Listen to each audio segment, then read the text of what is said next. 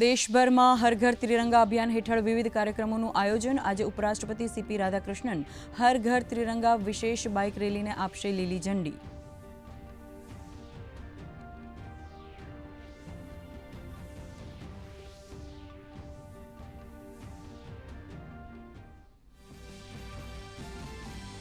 પ્રધાનમંત્રી નરેન્દ્ર મોદી આજે પૂર્વ રાષ્ટ્રપતિ રામનાથ કોવિંદની આત્મકથા prime of the Indian republic my life my સ્ટ્રગલનું કરશે વિમોચન. આ પ્રસંગે તેઓ સભાને પણ કરશે સંબોધિત.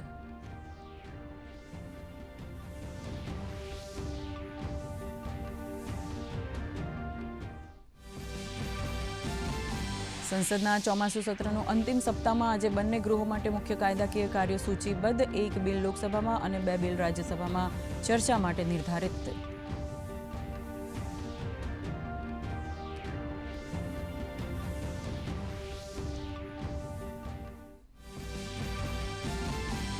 ઝારખંડમાં વિદ્યાર્થીઓનો વિરોધ યથાવત. પોલીસ લાઠીચાર્જના વિરોધમાં વિદ્યાર્થીઓએ શિબુ સોરેનનું કટઆઉટ લઈને યોજી મૌન રેલી.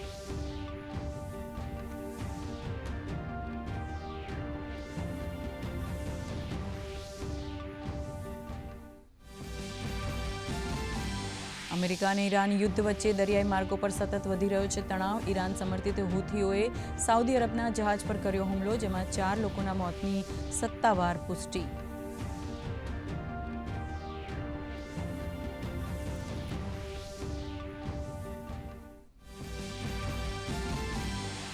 સુરત સાયબર ક્રાઇમનું મેગા ઓપરેશન. ફેક બેન્કિંગ APKથી દેશભરમાં છેતરપિંડીના નેટવર્કનો કર્યો પર્દાફાશ. સુરતથી જામતારા, દેવઘર અને પટના સુધી પીછો કરી ઝડપ્યા 4 આરોપીઓ.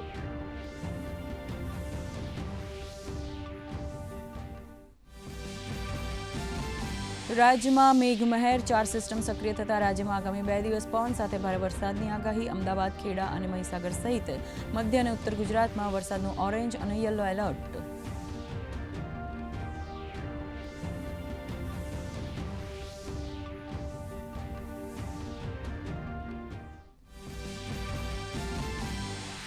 અને સરકારની તિજોરી છલકાઈ. ડાયરેક્ટ ટેક્સ કલેક્શનમાં 23%નો મોટો ઉછાળો. 10 ઓગસ્ટ સુધીમાં ચોખ્ખી પ્રત્યક્ષ કર વસૂલાત થઈ ₹8.11 લાખ કરોડ.